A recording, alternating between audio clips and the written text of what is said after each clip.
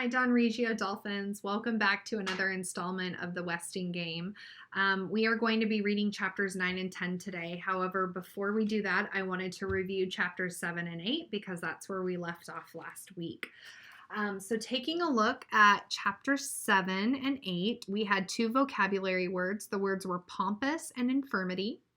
Pompous is an adjective. It's characterized by an arrogant display of dignity or importance. So basically when somebody's acting better than somebody else, right, with kind of this air of entitlement, that would be somebody who is being pompous. The second word is infirmity, which is a noun, and it's a physical weakness or ailment. So when I think of Sidel Pulaski, who's hobbling around on her crutch, she is showing an infirmity because she has that ailment, right? She's in need. She's weaker than everybody else because of her limp. The second activity that I had asked you guys to do was to participate in a journal write from the lens of Turtle Wexler and kind of trying to take on her perspective of the game and what she was thinking. So first was, what was your impressions of the game? Turtle Wexler is very excited about the game and wants to win. The rules and points of the game is that each of the 16 people are paired up with somebody else, so we're making 8 pairs. Each pair is getting $10,000, $5,000 for each person. Each pair is presented one set of clues at a time. And if for whatever reason somebody drops out or if one of the pairs is missing, then they forfeit not just the money, but they also forfeit any future clues. And then they will be getting 2 days notice for every session, which means a time where they're all going to be grouped back together and another group of clues being disseminated.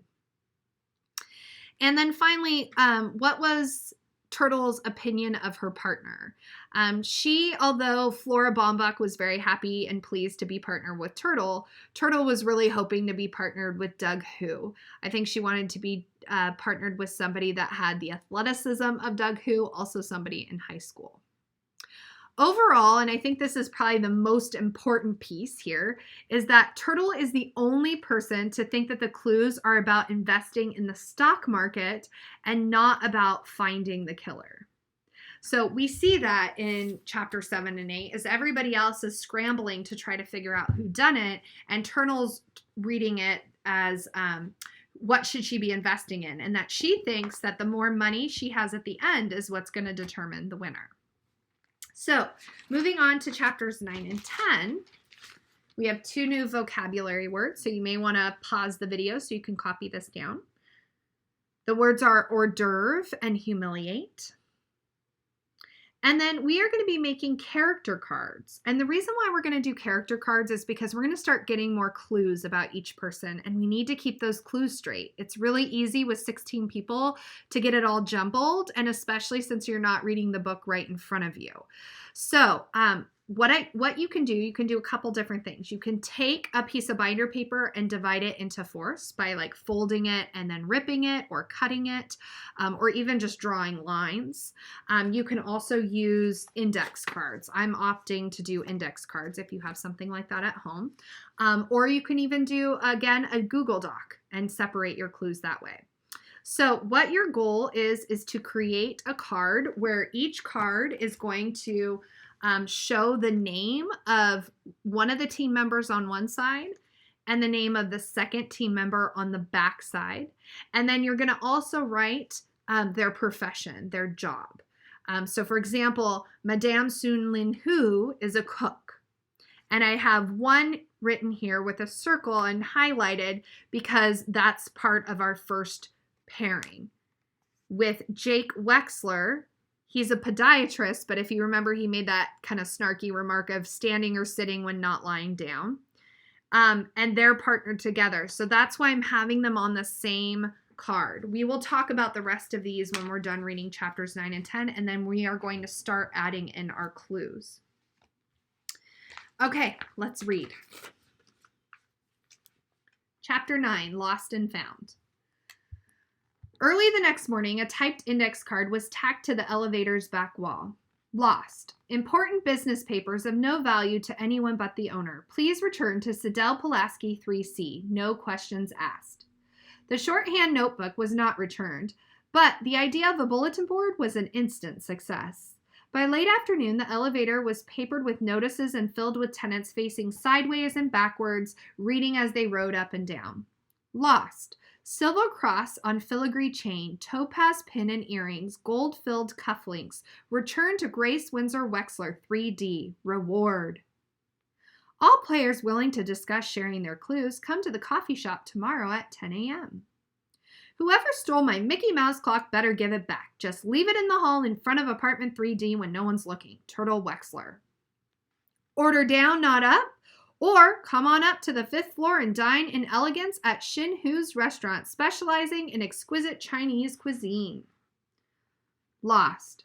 String of pearls, sentimental value. If found, please bring them to apartment 2C. Thank you, Flora Bombach. Dressmaking and alterations reasonably priced.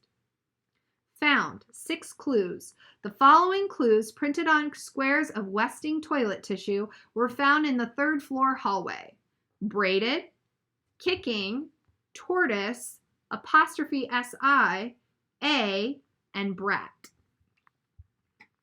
I am having an informal party this evening from 8 o'clock on. You're all invited. Please come. J.J. Ford, apartment 4D. And last but not least, Turtle, wherever you are, be home at 7:30 sharp. Your loving mother. Mom, I'm home. No one else was. On reading Mrs. Wexler's note in the elevator, Flora Bombach had insisted, "You must do what your mother says." When Turtle replied, "Like showing her our clues?" Flora Bombach's answer was, "Perhaps so. After all, she is your mother." Flora Bombach was sappy, always smiling that dumb smile, always so polite to everybody, and so timid. When they had finally reached a snowbound broker, Flora Bombach was so nervous she dropped the telephone. Turtle had to admit to some nervousness herself, but it was the first real order she had ever placed. For a minute there, she thought she might choke on the thumping heart that had jumped into her throat, but she had pulled it off. She had pulled off the transaction like a pro. Now, if only the stock market would go up, she'd show Mr. Westing about refining gold. The next part of the will would read, "Whichsoever pair made the most money with the $10,000 inherits the whole estate." She was sure of it. "Oh, there you are." Grace Wexler acted as if Turtle was the tardy one, but she quickly sweetened. "Come, dear, let's go to your room and I'll fix your hair." Her mother sat behind her on the edge of the narrow bed, loosed the dark brown hair and brushed it to a gloss. She had not done that with such care in a long, long time. "Have you eaten?" "Mrs. Bombach made me a dinner." Turtle felt the fingers dividing the hair into strands. Her mother was so warm, so close. "Your poor father's probably starving. He's been so busy on the phone, changing appointments and all." "Daddy's eating in the coffee shop. I just saw him there." Turtle had dashed in, shouting, "The braided tortoise strikes again!" and kicked a surprised Theo in the shin. It was Doug Hu, not Theo, who had actually made the sign. Her mother twisted the 3 strands into a braid. "I think you should wear your party dress tonight. You look so pretty in pink." Pretty? She had never used that word before, not about her. What's going on? "You know, sweetheart, I'm rather hurt that you won't tell your own mother about your clues." So that was it. She should have known. "My lips are sealed," Turtle said defiantly. "Just one eensy-beensy clue?" Grace wheedled, winding a rubber band around the end of the braid. "No," Turtle replied through sealed lips. Angela came into the small room and tugged Turtle's braid. Only her sister could get away with that. Beaming on her favorite, Grace took her hand, then gasped, "Angela, where's your engagement ring?" "I have a rash on my finger." Thump, thump. Sidel Pulaski appeared in the doorway. "Hi, what's everybody doing in the closet?" "See, I told you this is a closet," Turtle said. Grace ignored the complaint. It did no good being nice to that ungrateful child, never satisfied, always whining about something or other. "Oh, hello, Miss Pulaski. I've been feeling a bit weakly, thank you, but nothing can keep me from a party." Sidel's crutch was painted in black and white squares to match her black and white checkered dress. Her large hoop earrings were also black and white. The white one dangled from her left ear and the black one from her right. "The party is such a lovely idea," Grace said, warming up to the owner of the shorthand notes. "When I saw the invitation in the elevator, I suggested to Mr. Hu that he call the judge to see if she needed any hors d'oeuvres. And sure enough, he got an order for 6 dozen. Notice our first vocab word there, hors d'oeuvres. So we're talking about a food that would be used at a party. Think about what kind of food that would be. She turned to Angela. Hadn't you better get dressed, dear? It's getting late. It's too bad Dr. D can't escort you to the party, but your father and I will take you. Angela and I are going together. We're partners, you know. Siddell had it all planned. They were to appear in identical costumes. Tonight was the night they would discover if one of the heirs was a twin. I'm going to the party with Mrs. Baumbach, Turtle remarked. The sign said everyone's invited. Again, Grace ignored her. By the way, Miss Pulaski, I do hope you've changed your mind about showing me your notes. It was the secretary's turn to seal her lips. She wouldn't put it past that uppity Grace Windsor Wexler to steal the notebook from an unfortunate cripple and then rub it in.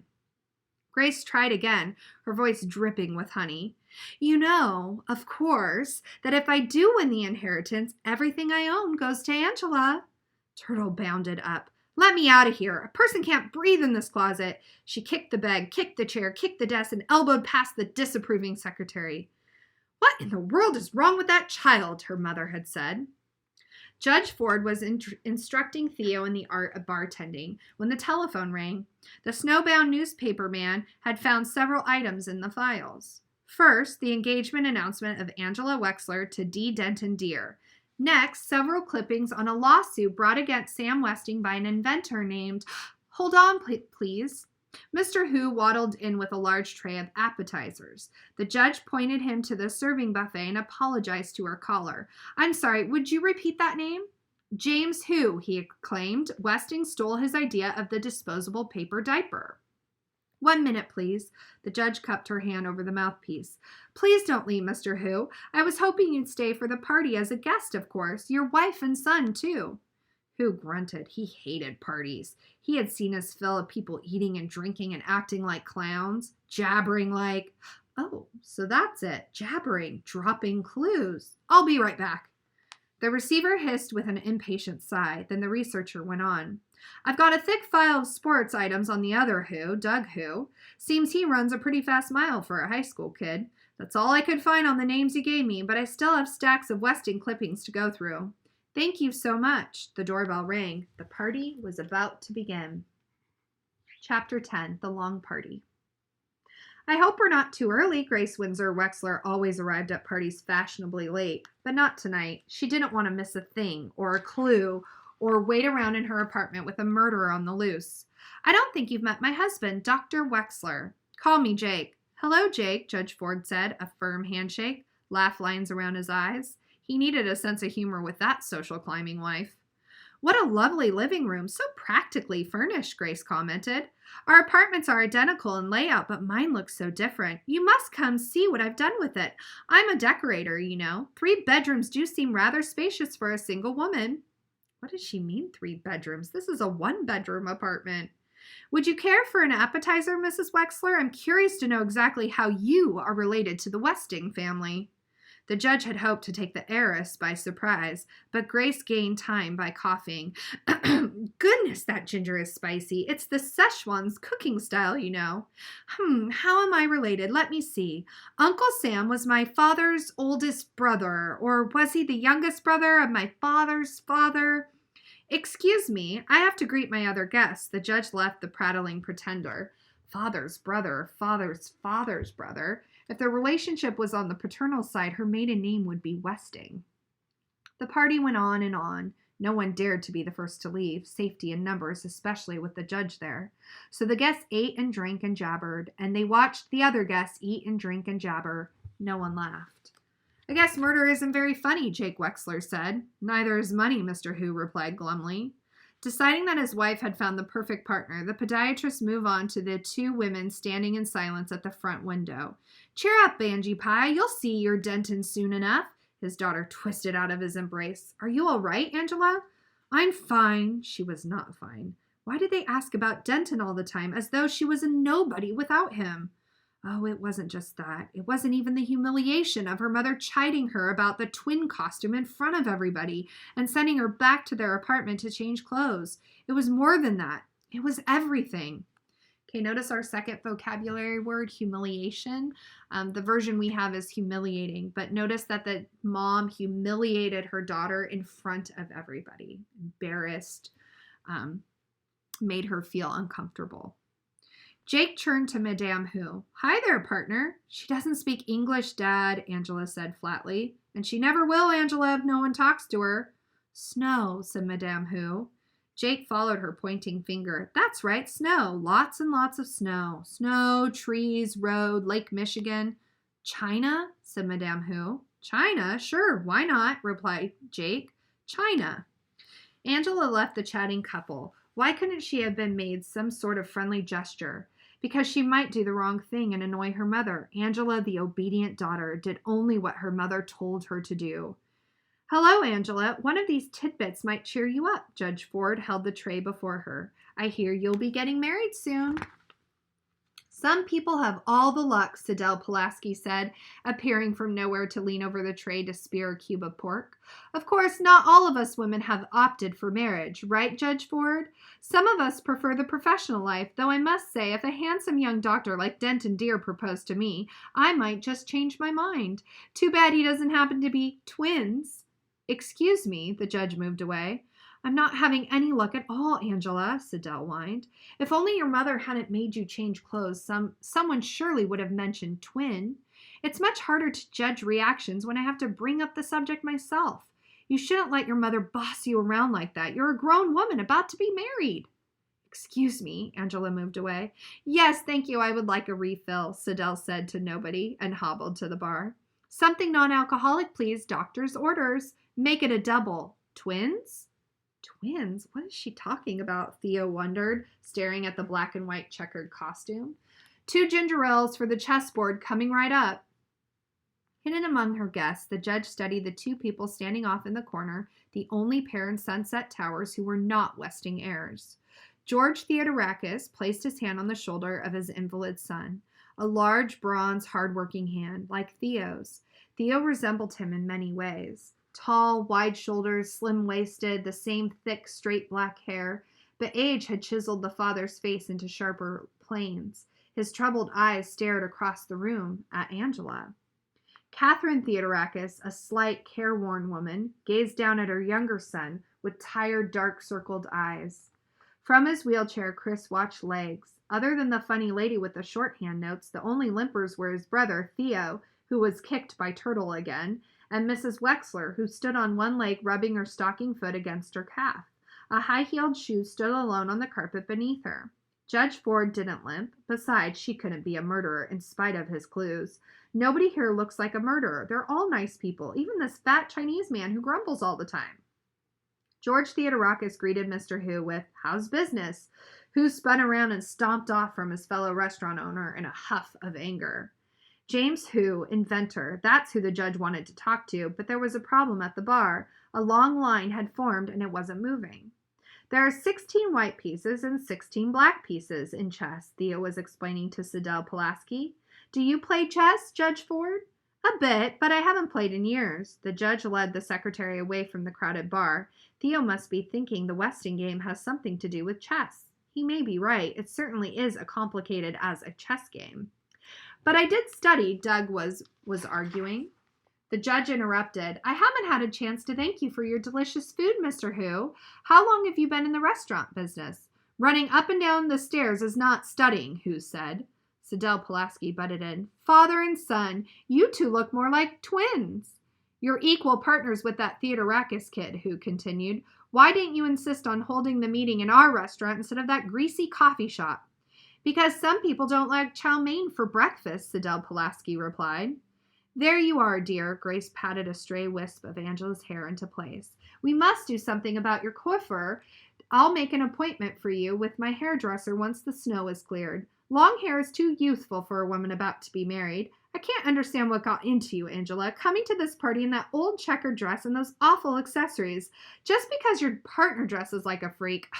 She's not a freak, Mother. I was just speaking to Mr. Hu about catering the wedding shower on Saturday. I arranged for little Madame Hu to serve in one of the slinky Chinese gowns. Where are you going? Angela! Angela rushed into Judge Ford's kitchen. She had to get away. She had to be alone by herself, or she'd burst out crying. She was not alone, though. Crow was there. The two women stared at each other in surprise, then turned away. Poor baby. Crow wanted to reach out to that pretty child. She wanted to take her in her arms and say, "Poor, poor baby, go ahead and cry." But she couldn't. All she could say was, "Here." Angela took the dish towel from the cleaning woman and bunched it against her face to muffle the wrenching sobs. The guests jabbered on and on about the weather, about food, about football, about chess, about twins. Turtle was slumped on the couch, scornful of dumb grown-up parties. You'd think one of them would know something about the stock market. She missed Sandy. Sandy was the only one in this dumb building she could talk to. "Remember that quotation, 'May God thy gold refine'?" Flora Baumbach asked. "Let's take a poll. I bet 10 cents it's from the Bible." "Shakespeare," Turtle argued, "and make it $10. "Oh my, well, all right then, $10. Together they made the rounds. 4 votes for the Bible, 3 for Shakespeare, and 1 abstention. Madame Who did not understand the question. Sidel Pulaski voted for the Bobbsey twins. "And how do you know those words were in the will?" she asked suspiciously. Too suspiciously. So that's what lost important business papers meant. Somebody stole the shorthand notes. Turtle smiled at the delicious nastiness of it all. "I remember, that's all." "If you remember so well, tell me what comes before that," Sidel challenged. "I don't know. What?" The secretary had an audience now. "I don't mind telling you, but not if you ask like that." Theo said, "Please," not Turtle. Sidel turned toward him with what should have been a gracious manner, but she grimaced when the top of the crutch poked her in the chest. "The exact quotation," she announced loudly, hoping she was right, "is 'Spend it wisely, and may God thy gold refine.'" Right or wrong, her guess was received with groans of disappointment. The heirs had expected more. A hint, a clue, something. It was time to go home. Okay, that's it for today. So let's come back to our character cards. Think of these as our clue cards that we're going to take notes on in order to keep the character straight and to make sure that anytime we get some really interesting information that may lead to motive, that we want to write those down. So pair 1 was Madame Sun Lin Hu, who is a cook, and Jake Wexler, standing or sitting when not lying down. He's a podiatrist. You may want to pause as I'm showing these cards just in case you need more time to write what I have written down. Partner group 2 is Turtle Wexler. She identified herself as a witch. And Flora Baumbach, who is a dressmaker. Partner group 3, Christos Theodorakis, who's a bird watcher. This is the one who is an invalid, who is in a wheelchair. And D. Denton Deer, intern, St. Joseph's Hospital, Department of Plastic Surgery. Now, if you feel like it's important, you could add the detail here of Chris being in a wheelchair. Partner group 4, Alexander McSuthers, who's the doorman, also goes by Sandy. We may want to write that here too. And J.J. Ford, Judge, Appellate Division of the State Supreme Court. That's our partner group 4. Partner group 5, Grace Windsor Wexler, heiress. And James Shin Hu, restaurateur. Now, we are going to add the detail that he was suing Sam Westing because he believed that he stole his invention for the disposable diaper. Partner group 6, Bertha Erica Crow, Good Salvation Soup Kitchen. And she's with Otis Amber, deliverer. Partner group 7, Theo Theodorakis, who identifies himself as brother. And Doug Hu, first in All-State High School mile run. Also a high schooler. And last but not least, partner group 8, Sidel Pulaski, secretary to the president. And Angela Wexler, none. So she identifies that she doesn't have any profession at this time. So I'm going to add my notes, and I think that the biggest notes here are make sure that I have him. The Christos one, I'm going to make a note about him being in a wheelchair. The second one being Alexander McSuthers, because he goes by, this is on group 4, he goes by Sandy. So I think we need to know that he goes by a different name. And then this one in partner group 5, James Shinhu. I'm going to note that he was in a lawsuit with Sam Westing, and he was very upset with him because he felt like Sam Westing had stole his invention. So that would actually lead us to think that there could be some motive there. And then if you want, you can also add to this list by saying that Sidel Pulaski is right now the one that's limping, right? She's somebody that limps. And if you remember back from, I don't even know exactly what chapter it was maybe 3 or 4. Chris saw in the window somebody limping towards the gate to get into the mansion. So I think it's important to know who are the people who are limping, because that may play a role in this as well. Okay, that is it for today. Tomorrow we are going to read chapters 11 and 12. Please get those character cards done. Again, this is helping us make sense of the story so it doesn't get jumbled and we keep all of our clues straight as we get them.